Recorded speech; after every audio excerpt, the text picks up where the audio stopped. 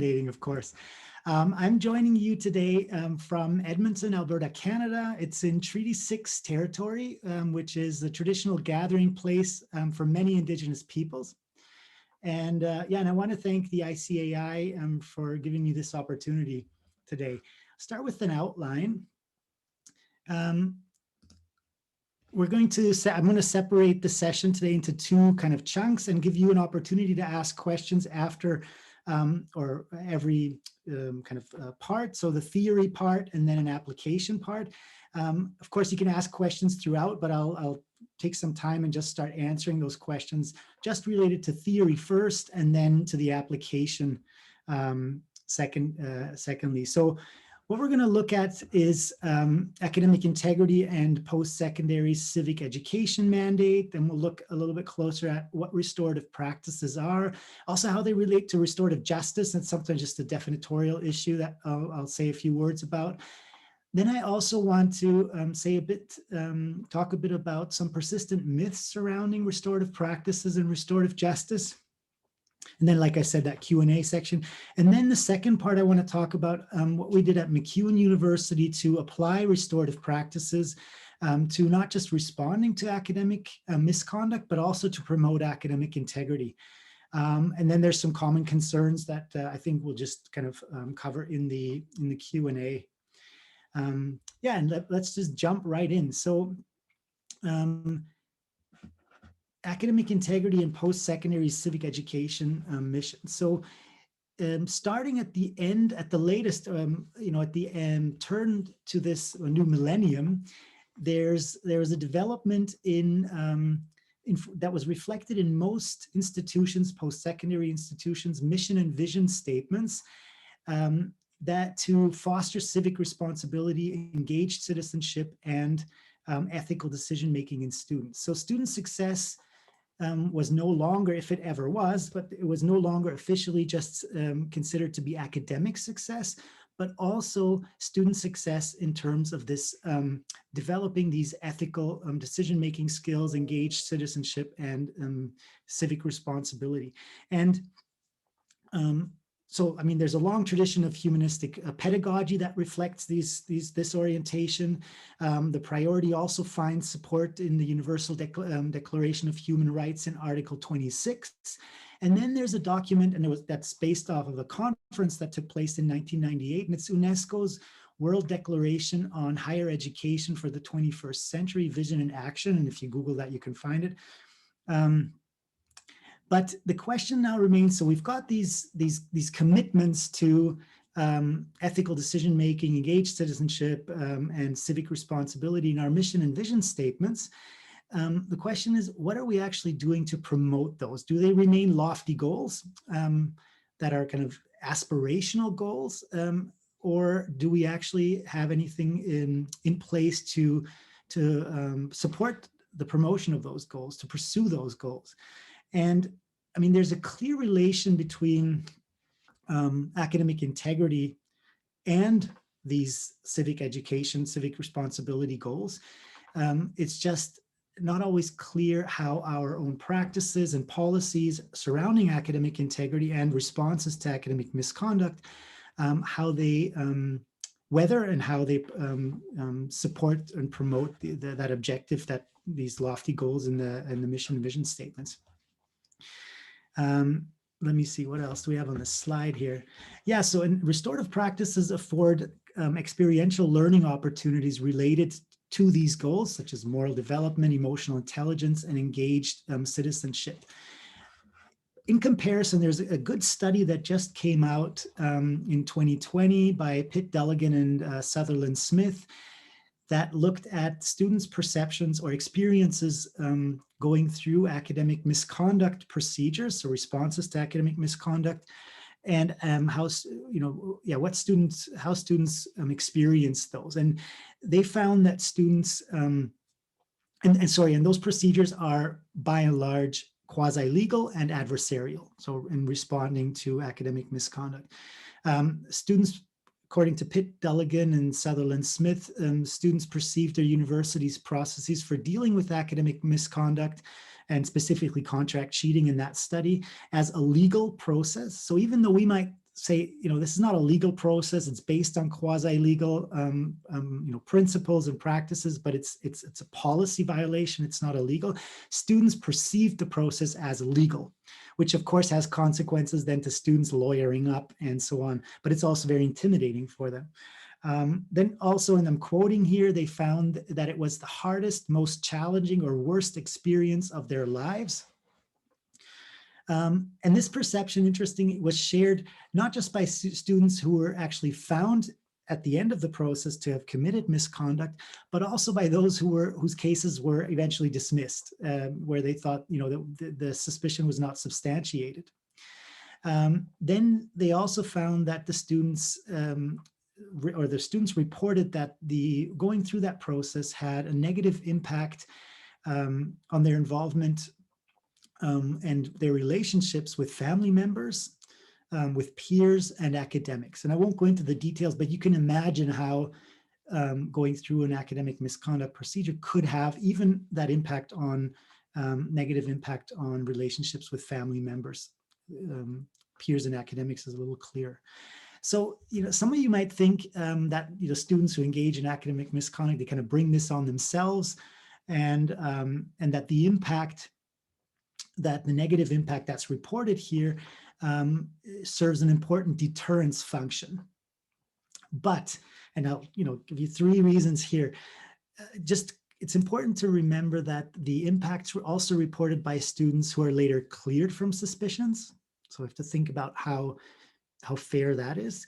The second kind of thing to consider is that at least we did some anecdotal surveys at our university and found that roughly half of the cases that are reported at our institution don't have really anything to do with ethical misconduct. They're mostly a lack of skill and knowledge. So citing skills where they don't come prepared and so on. So that's another thing to consider here when kind of justifying the negative repercussions that are reported in this study. But most importantly, and we know that from research, but also now we know it from this past year firsthand, that our adversarial and quasi-legal approaches are not promoting integrity. So even the deterrence effect of these processes are not doing a good job in promoting integrity. If we take that common definition, integrity is doing the right thing when no one is looking. Well, for a year now, in many cases, no one was looking, right? No one was invigilating exams and so on. And we saw a disconcerting spike in academic misconduct. So really, this is a bit of a wake-up call. So what do we need to do to actually promote integrity rather than just rule compliance? Which rule compliance would be, if it would be connected to, or more connected to invigilation of exams and not to actually promoting these lofty goals that, as we saw, most of our mission and vision statements have, and that is part of the post-secondary mandate, right? Promoting these citizenship skills, not just the academic skills. Another point I'll make there is that faculty members are not blind to these negative effects of the quasi-legal approaches, and that contributes to this widespread unwillingness to report academic misconduct. And Sarah Eaton and others have commented on this in an article in 2020, where they basically report, that and we've seen this reported before, that this the lack of reporting by faculty members. And of course, that's partly due because faculty members, they have their pedagogical vocation, and they feel often that they need to help their students in these situations rather than report them to the, gray authorities and so on. An interesting study as a contrast to the quasi-legal approach is a study that is on this slide. It's Karp and Sachs. It's already 8 years 7 years old. And in this study, David Karp and Sachs, they had, how many students were involved in this? 659, there we are. 659 students involved, and they systematically compared restorative approaches to misconduct, including academic misconduct, to traditional approaches, which would be our quasi-legal adversarial disciplinary procedures. And what they found was that the restorative justice practices routinely had a greater impact on student learning than model code hearings. And specifically, they provide good, solid empirical evidence that restorative practices promote student success through experiential learning opportunities in 6 specific learning outcomes tied to student conduct and development theory. And that's just community and self-authorship, active accountability, which is a key piece of restorative practice and restorative justice, interpersonal competence, social ties to the institution, which is a big, issue currently, especially with so much going online, and we see that retention rates are tied to students' social ties to the institution, and other factors. Procedural fairness, so the perception of procedural fairness, and closure, a sense of closure at the end of these processes. So that's a nice contrastive study to the 2021, the experience of students going through the quasi-legal procedures in Australia. There's also some confusion around what restorative practices look like. So one point that I hope to make clear today is that tagging on an educational component after a quasi-legal disciplinary process is not a restorative process. It might be, there might be something restorative to it, but just having educational outcomes at the end of an adversarial process doesn't really make it a restorative process. I think there's some misunderstanding around that. Okay, so now I've talked about this, and now the question is, what exactly is or are restorative practices, and why do they seem to be so effective? And I saw that there's one hand already that came up, and I'm going to just wait until the end of this theory section, and then I'll start answering questions. So the way I'm using restorative practices, and I'm following some literature here by the International Institute of Restorative Practices, particularly Wachtell, is that restorative practices is an umbrella term for all the restorative approaches within different disciplines, because it's an interdisciplinary approach. So restorative justice would be underneath restorative practices as that area applying restorative principles to the criminal justice cases, and restorative practices is just that umbrella term covering it. So a lot of the quotations I'll mention today, and some of the literature refers to restorative justice, but it also refers to restorative practices, because restorative practices in this, from this perspective, is just that umbrella term or category. But here's a definition by Howard Zehr. He's one of the leading restorative justice practitioners and educators. Restorative justice is a process to involve, to the extent possible, those who have a stake in a specific offense, and to collectively identify and address harms, needs, and obligations in order to heal and put things as right as possible. So those who have a stake are involved, collectively identify and address harms, and then resulting needs and obligations to repair those harms, and then to heal and put things as right as possible. So it's the healing of the community in a sense. Of course, there's a continuum, restorative practice continuum, and this is kind of a very broad definition. But restorative practices can also be used as a community building and integrity building tool. So preventatively, but also the engagement with these processes in responding to harm builds community. So it's kind of a circular or spiral effect that it has. And there are, I'm quoting Karp here, there are at least four underlying principles of restorative practices: inclusive decision-making. So everybody has a voice, except for the facilitator, actually. The facilitator just provides the process. Active accountability. So it's not, oftentimes I think there's an impression that restorative practices is about kind of coercing an apology from the person who caused some harm, and then move on. And that's just not the case. So it's really about creating accountability that is active, and that there's actions tied to repairing the harm, which is the next one, and then rebuilding trust. And the case that I've been making, that I want to make, and that I think should become clear by the end of today, but also if you do more reading, is that restorative practices are actually a very good tool to promote honesty, fairness, trust, respect, responsibility, and courage, the fundamental values of academic integrity that were just updated by the ICAI just recently. That this is actually a fantastic tool to promote those values. And yeah, I think I'll keep it there. It's also been shown to be effective to address bullying, preventing conflict and misconduct by fostering a sense of trust and community. And I'm quoting some research here. Empowering marginalized individuals and communities. It's a very non-hierarchical process, collaborative process. Pursuing and demonstrating fairness, as well as fostering empathy, compassion, and accountability.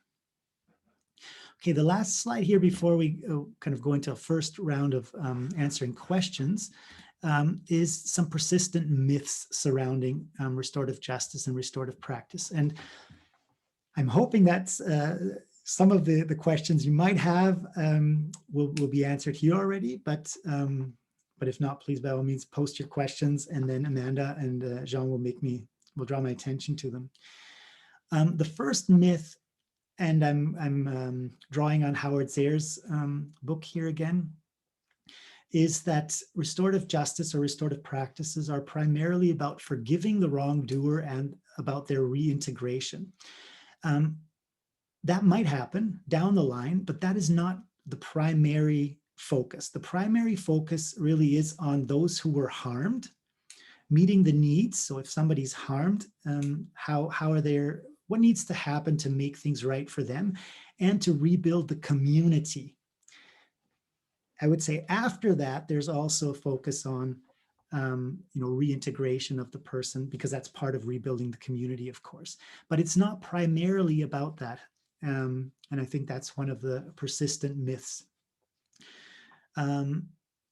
The myth two is that it's an easy way out for offenders, and it allows them to shirk responsibility. It's the easy on crime myth. And from my experience, and I think I've facilitated about, close to, I'd say about 90 or so restorative conferences now, never have I felt that this was an easy way out for offenders.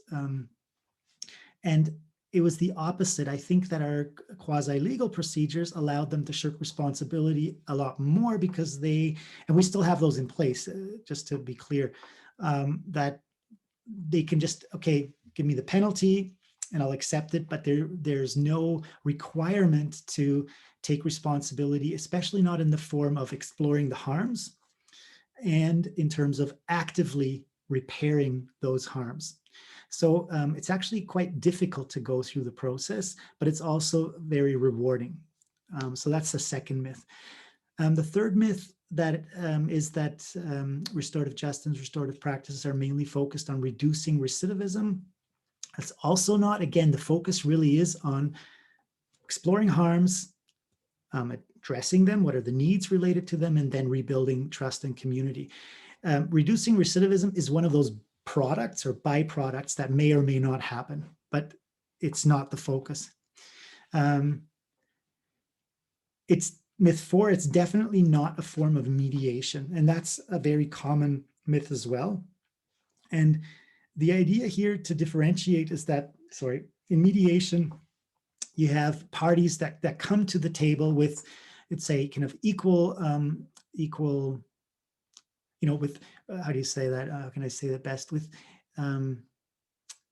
there's like an equal positioning of and then there's a compromise to be found between these two positions that come.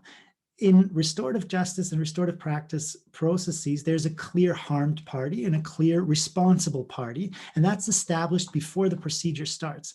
You can imagine that if a faculty member believes that this is going to be kind of a finding a compromise between the student and the faculty member in terms of a mediation, they might not, and for a serious contract cheating case, for example, they might not be very willing to engage in that process. But it's very different.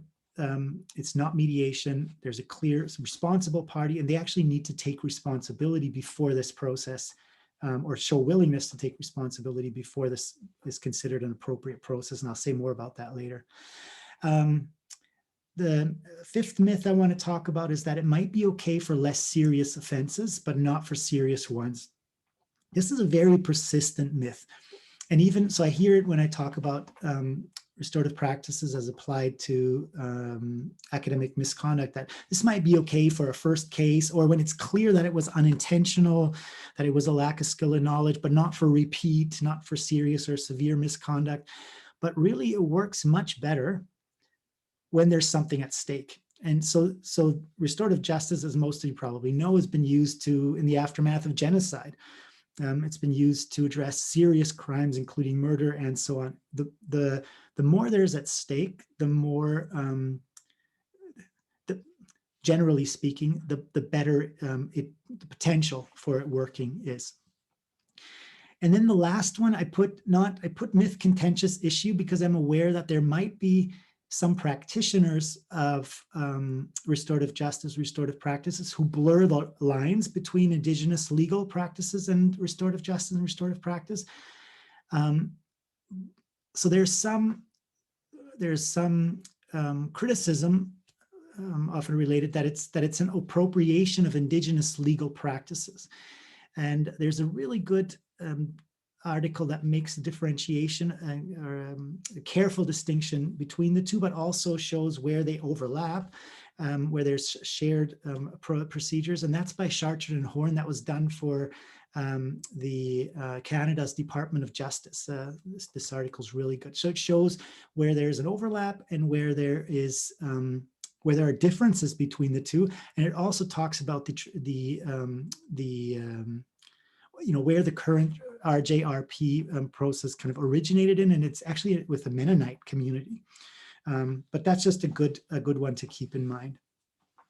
Okay, I think I'm going to pause here, Amanda, and see whether there are any questions. And I would say I'd like to actually just move on in about 5-7 minutes so that we have enough time for the application questions afterwards. Right, great. Thanks for those myths, Paul. Did you mention myth 6 about the time and the resources, or did I just zone out there? Thank you for keeping me on track. Yes, okay. Myth 6. And this, again, it depends on how you actually put it into practice. It might not be a myth, but for us, so the myth is that there's much more time and resources required than the quasi-legal model code procedures. At our university, faculty members are the ones who make decisions at the first level, and faculty members are also required to come to hearings to make their case. So this, in fact, is not more time and resource intensive, because I would be the one having pre-conference meetings, and then the faculty members come to this, it's usually an hour if there's a restorative conference itself, like a meeting, or sometimes, and I'll talk about this in the next section, and there are actually proxies or representatives of the faculty body that come who do that as part of their service work. So the way we've set it up, it's not more time and resource intensive for faculty members, and I would say it's not overall either. It just, there's a designated person who deals with that. Thanks, Amanda. Thanks, Paul. Right now we have 3 questions in the Q&A box. However, all 3 are really more about the application part, which I think would probably be best to be answered after your next session, or section, that is. Maybe I'll just pause for a minute, and if anyone has a question about some of the theory that Paul has covered and some of the background with restorative justice and restorative practice. Or maybe the myths as well, right? Is there somebody who's right, not sold on my debunking of these myths? I personally think the myths are really helpful because I think they still exist and we continue to struggle with them. And the more and more you learn about this practice, the easier it gets to debunk them. And maybe if we just wait another minute or so while we're doing that, I want to talk about this last one about the Indigenous restorative practices relation to Indigenous legal practices. That's actually a very exciting intersection where I think a lot can be done to collaboratively develop processes. And I started doing this at MacEwan with a knowledge keeper, but then the knowledge keeper unfortunately moved on. But there's I think an opportunity to develop procedures that follow the Indigenous legal practices and make them available to all students, but also make the restorative practices procedures available to everyone as well. But to keep them separate, make clear where they are different, and then make them available to everyone. I think and just to have that discussion with the knowledge keepers, I think is really valuable. Okay, before we move on from myths, we do have a question about a myth in the Q&A box. And the myth that they've written is, this only works for students who confess or admit to wrongdoing. Can you comment on that? Yeah, okay. And it's interesting that's it's going to come up in the application piece. So my position on this is, and this is not, this is not everyone's position, is that if there is not an indication that the student is willing to take responsibility, now that's different than an admission of guilt, and especially where something could be a criminal issue as well, it's really important to keep those separate. So when these practices are applied to cases of sexual violence, for example, and so on, it's really important to make that difference. But for me and for us at MacEwan University, if there's no willingness to take or an indication that the student would be willing to take responsibility, then we don't allow the process to move forward, because then I think it hurts the process, and it hurts the that whole enterprise of building a restorative community. Now, that doesn't mean that there couldn't be a parallel restorative process to the disciplinary one, in my opinion, with that same student, but to find an outcome that is fair, that keeps the standards of academic integrity in mind. I think you need the student to be willing to take responsibility. Okay, we do have one question here that is in response to some of the work of Zaire. And I'll ask this question and then we'll move on, because we do have, we want to hear your next portion. And then we have a number of questions about the application of these methods. This question is about Zaire's work. If it involves all those who have a stake in a specific offense, and some of those people don't want to be drawn into any process, what are the implications for employing a restorative process? So you kind of just touched on that a little bit more. Yeah, I think that's a really good question. So oftentimes, and there are other, and this is going into the application part, but I think it's perfectly fine to briefly talk about it now as well. There are other considerations around privacy, for example, to say, okay, let's say an academic misconduct case occurred in a classroom, and now, can the whole classroom be involved if there's one or two people responsible, for example? Can there be kind of a circle process there? We don't do that here, which doesn't mean it can't be done. Sorry, we at MacEwan, we don't do that. But so for answering the question that you, the particular question that you asked, so if faculty members do not want to engage in the process, then unless it's a case of repeat misconduct,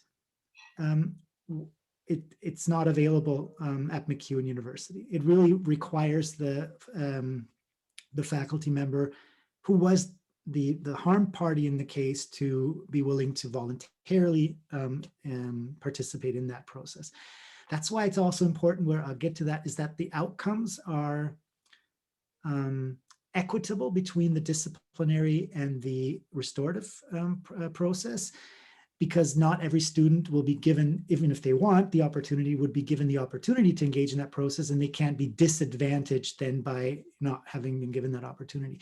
But for repeat misconduct, also for privacy concerns, because usually when our faculty members report, they don't know about the history of the students' academic integrity or violations.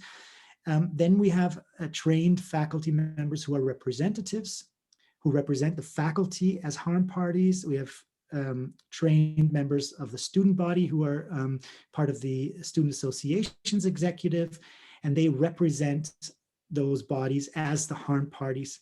And they're normally willing to engage unless they see some red flags. So I hope that starts to answer that question, but there'll maybe follow up in the second round. Okay, Paul, we're halfway through our time together. It's about 12:31 or 2. So we'll let you do the next section, and then we'll take more of the questions. We have about 7 in the question and answer box. So back to you.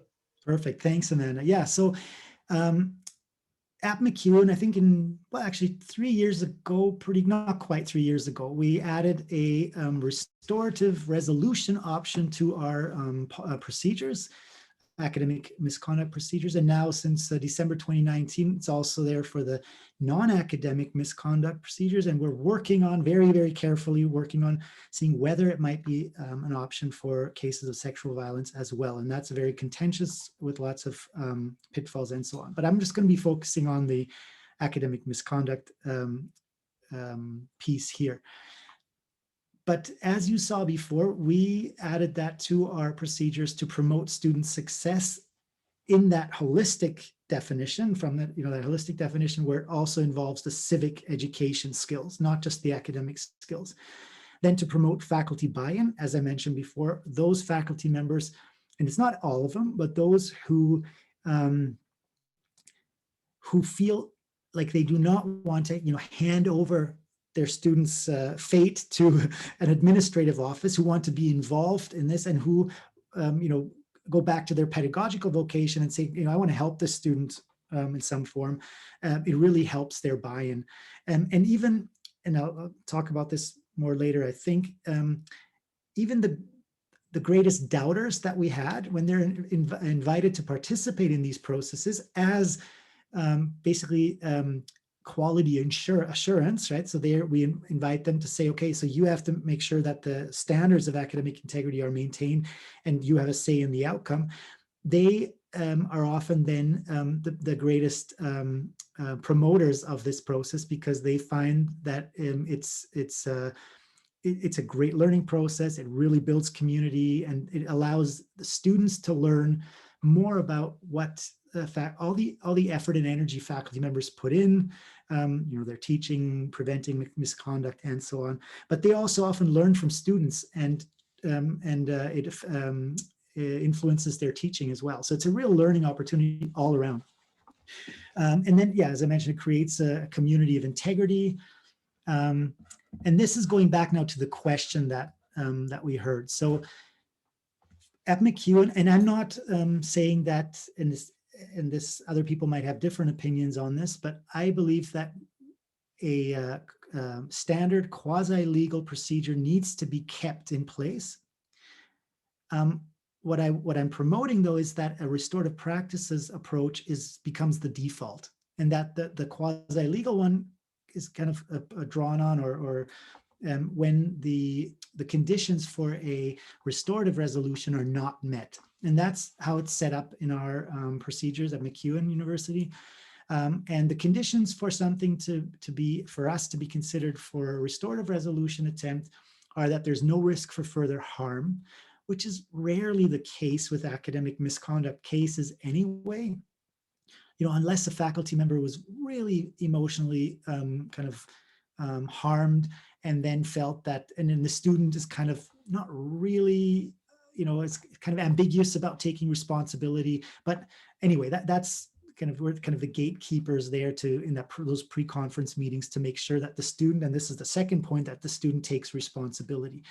And this doesn't mean, again, just saying I'm guilty, which again is legal language anyway, but that there's an indication that the student is willing to explore the harms that misconduct creates, theirs, but also in general. So, and we talk about harms in terms of emotional harms. Might be that they harmed the faculty member emotionally. Are they willing to explore that? it could just be frustration, for example. Material harms, the time that faculty members invest, and that's something that comes up over and over again, that dealing with these cases is taking away from their teaching, is taking away from the research, preparing classes, and so on. So that's a real harm.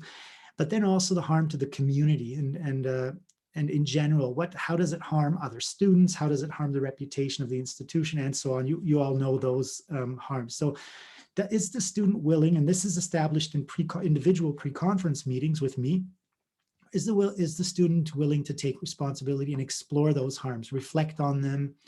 And it's important from my perspective to do that, because we don't want a culture of option shopping. Oh, this restorative sounds good. It sounds like I might get off easy.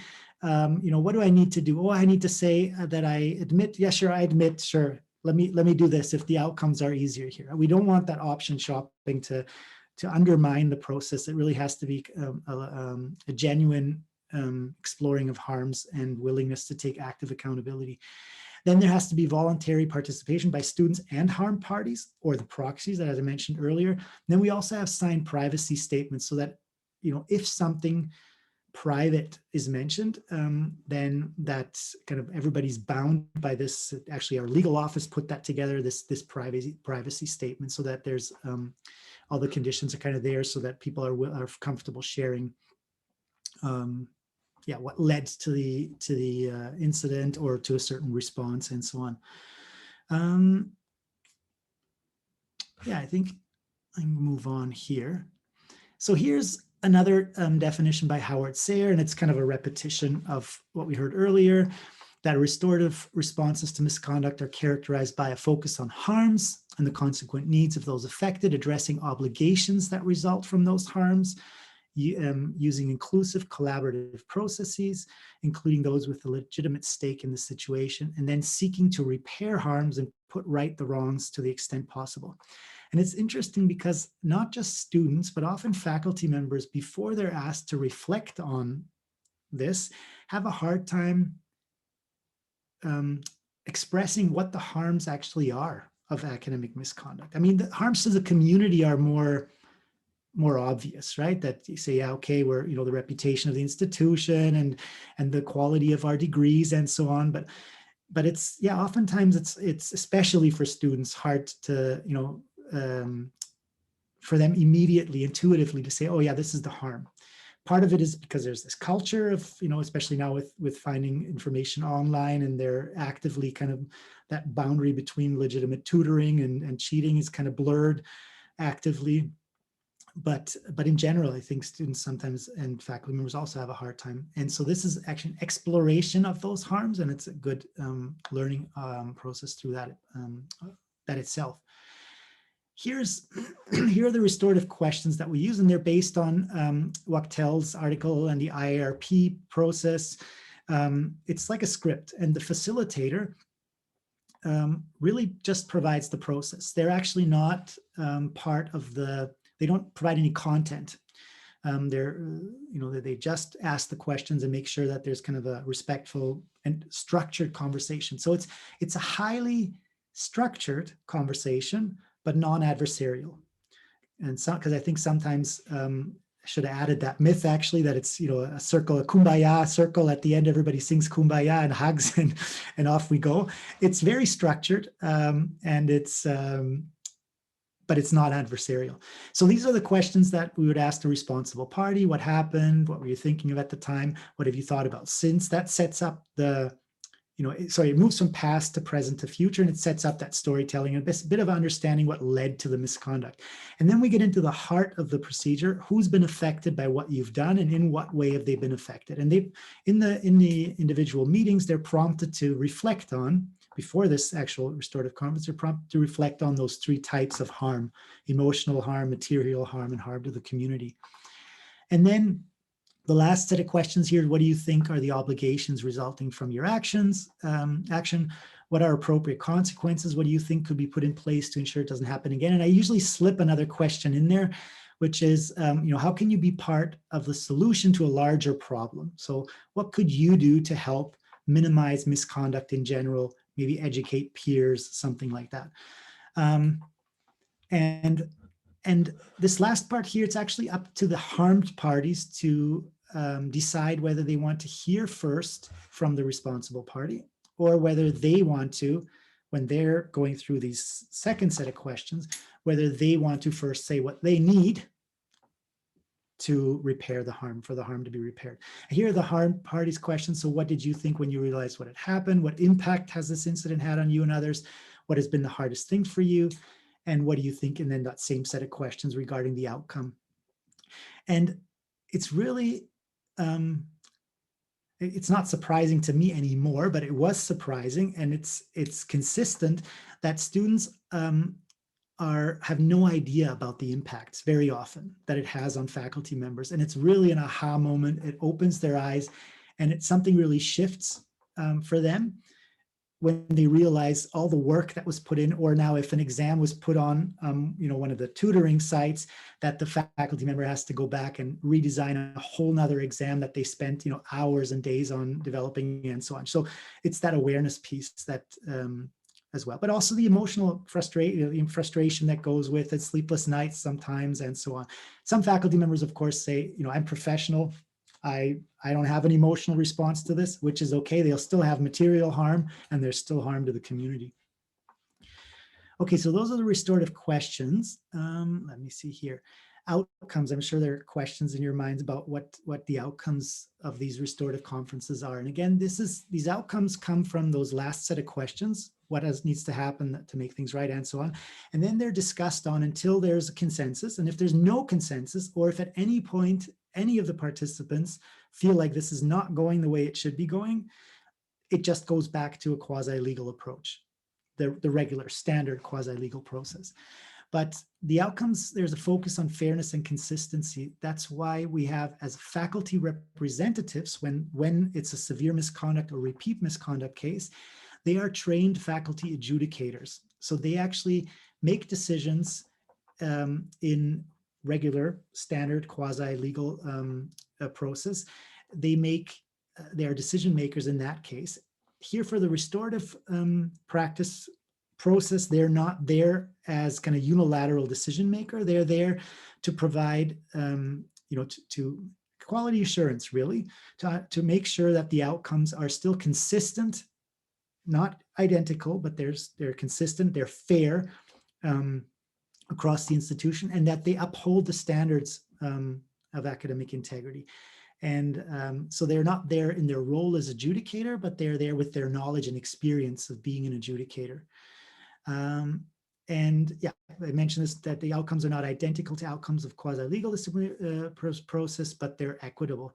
And there can be a mix. It can include sanctions. So the starting point is always that the student doesn't get credit for any work they didn't do, or that work they kind of, that they don't deserve marks for. That's the starting point. That's not a sanction. That's just kind of, we start there. And then the question is whether some of the purely punitive sanctions can be transformed into educational restorative activities. So for example, developing anonymous action plans for other students, right, that are then made available to other students, for example, through our Students Association. If you're in a situation that it's 4 a.m., right, and you cannot contact help, and your paper is due the next day, what action plan do you have? What actions can you take that ensure that you don't go on to one of these tutoring sites or essay mills and buy a paper? What can you do to, and so students then agree to developing those action plans that include resource sheets, but also reflective papers, anonymized reflective papers that are useful, value statements, and then educational material. We've had someone develop an educational video around that, the tutoring, what's okay to post, what's not okay to post, and so on. Those outcomes are binding, which means that because everybody signs them voluntarily, if they sign them, they're binding. They're not, the people or student can't appeal that decision.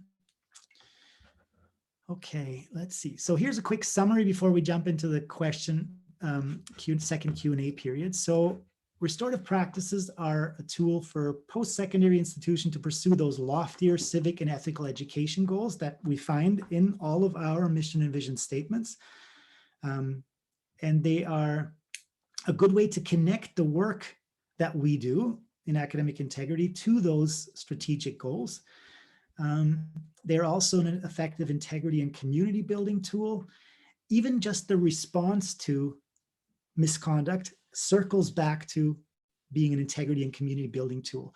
And also I've trained roughly 50 faculty members to be restorative conference facilitators. That training is a full 2-day training, which in itself, again, promotes those principles of restorative practice, which they've often commented they use now in their teaching and when they handle difficult situations in their classrooms and so on. From my perspective, restorative practice cannot replace the quasi-legal procedures, but should be considered as the default approach. And if you're interested, maybe I can do that later, or maybe someone can help me. We took some video interviews with faculty members and the Students Association members on their experiences of going through the restorative practices process, and you can access them here. I'm not sure, Amanda, how best we can make that available to people. I can copy paste it somewhere. Maybe if I stop sharing, should I do that? This is a PDF, right? Well, the slides will be available on the ICAI website. I'm not sure we can cut, or you might be able to copy and paste from your end, Paul, into the chat that stream. I'll do that. So I'll stop sharing now, and then I'm ready for questions. Okay, we have a ton of questions. So unfortunately, we're not going to get to them all because we have about 17 of them now. So I'm going to go pretty fast through them, and if you can try and just be as succinct as we can. Okay. The first question that came in was about students who were found guilty. And they went through the restorative practice. Did that help them restore good name and rebuild trust? What did students experience? Did you think that that was an outcome for them? Yeah, absolutely. And I actually found that there were almost little coalitions often built between, if it was the actual faculty member and the student, that there were little, like they really walk away with a new appreciation of the other situation, and also with how can we move forward together rather than separately. So absolutely, yeah. Okay, great. One that came in more recently that I think segues off of that is, can you do this with groups of people? Mm-hmm. So yes, you can. We've had a case where I think 6 profs were involved and 1 student and some support people, our ombudsperson and so on. It's more difficult to do so with a group of students in response to academic misconduct. It's being done, I know that.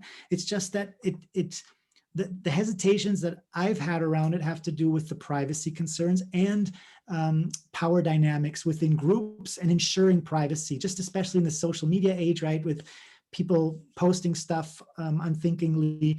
And so I think if you establish a culture, a restorative culture in your classroom before things happen, and then it becomes another natural kind of process. Okay, now we have a conflict. And I think you always need to have, of course, the voluntary, so individually get the approval of the person who'd be affected most by it to go through a process like that. But then I would say yes. But I think it's just something to be careful about, especially with that group dynamics, social media, and so on.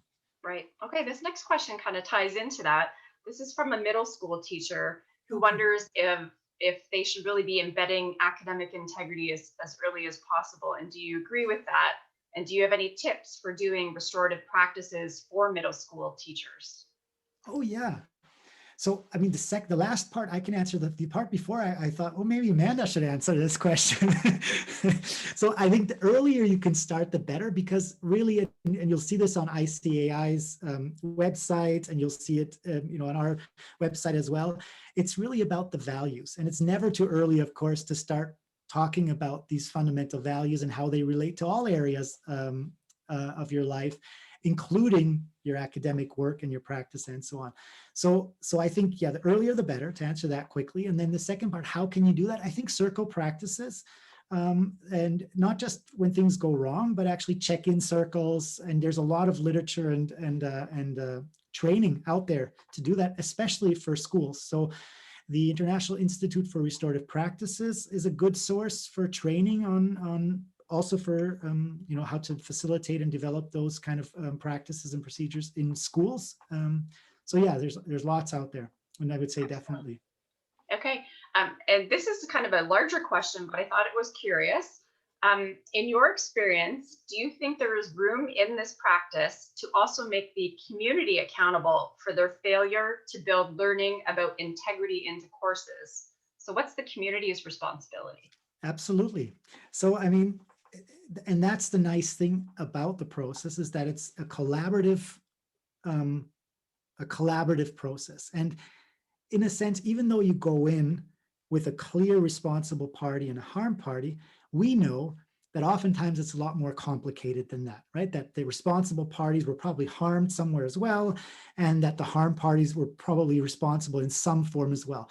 And the nice thing about the process is that in these collaborative discussions, especially if you remember the restorative questions, and when the student is asked what happened, what were you thinking of at the time, what have you thought about since, oftentimes themes will come up that already, without minimizing or deflecting the responsibility, that give an indication to the harm party or the faculty member here where they might be able to change their practice, or where they might be able to advocate for a change of practice at a higher level. And of course, as I'm facilitating and as I'm working in academic integrity, I listen to see, okay, what could we do as an institution to improve, to address this issue, that comes up. So absolutely, yeah.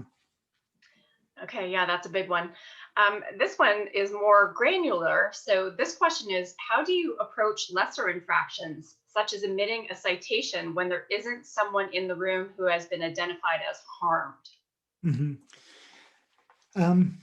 Yeah, so those cases don't come to, the cases are rarely brought up for restorative resolutions, because the instructors then think, yeah, I wasn't really harmed. I'm just going to assign an educational outcome here, and that'll be okay. But if the instructor feels that there was a pattern of this, and there's a little more, a bigger conversation to be had, because the student wasn't taking responsibility to, was given an opportunity but wasn't being responsible in getting those skills, then they might ask for it, and then they might, and just say, okay, we need to do something here, and have that conversation with the student, identify what training might be appropriate, identify why it's important, and what harms plagiarism can intentionally or unintentionally cause, and move forward from there. I think even just that piece about that there is such a thing as unintentional plagiarism, and that it can cause harm, is already enough to have that conversation. What about applying this to repeat offenders? Mm-hmm. What does that look like? Is it a process that people who have been through it once will go through again?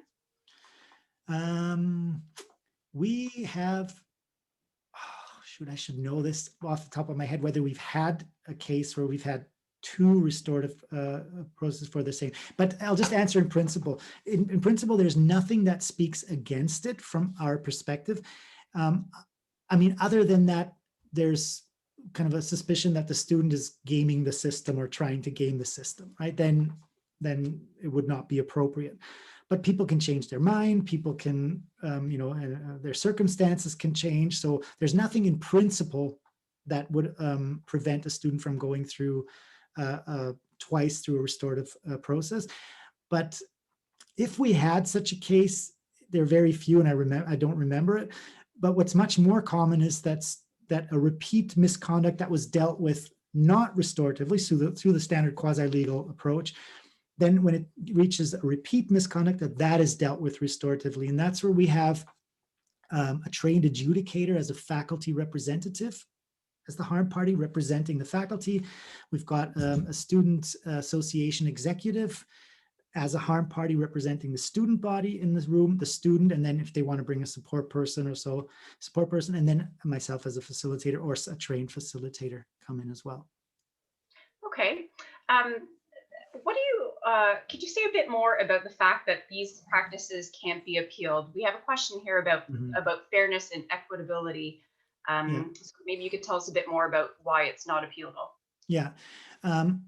So yeah, so there are different approaches to this. I know of one approach. I'm not sure whether it's in Georgia or not, where Courtney is, because I know they have a restorative approach as Yeah, well. she's I at think University of Georgia. it might be in Georgia that they allow students 5 days to appeal, even restorative outcomes. I'm not sure. Oh yeah, here, Courtney. Yes, of course. Yeah, 5 days. That's it. See, I did remember it correctly. Yeah, but we don't, because, and this is not written in stone, but it's because if the students, they have time to think about the outcome before they sign it, and they're signing it voluntarily. So, and I, I work very clear about that. It's not rescindable. What we don't want is people, again, it goes back to this option shopping, to say, oh, I'm going to try this restorative, and if I don't like the outcome, I can still appeal and do a regular one. So that's what we're trying to prevent, to really have people involved. And there is, yeah, there's a momentum to the process that that I think kind of has to be seized on. But yeah, but the idea is that they're given an opportunity to think about it, and then when they sign, they're signing voluntarily. There's not a decision that is kind of imposed on them. They are making the decision to sign this, and that's why it's not appealable for us. But there are different opinions on this. And is there any sources that you know of where types of outcomes have been cataloged or perhaps gathered together? People are interested in seeing what the results are so they can share that at their institution. Do you have any resources you could suggest? I have to talk to our Students Association. I know they're working hard on that, but there was also a transition of um, their executive, their board. So yes, I think they're having a meeting right now, actually, and also about restorative. There's a chapter coming out in the Canadian Handbook for Academic Integrity that Sarah Eaton and Julia Christensen Hughes edited, that I co-wrote with Kevin Hood, a colleague. And there we've got some kind of testimonials, and it involves one by a student, a responsible party, talking about the process as well. But otherwise, I think you might just have to contact me again in a few months, and then I'm hoping that the Student Association, who are collecting all these reflective papers, the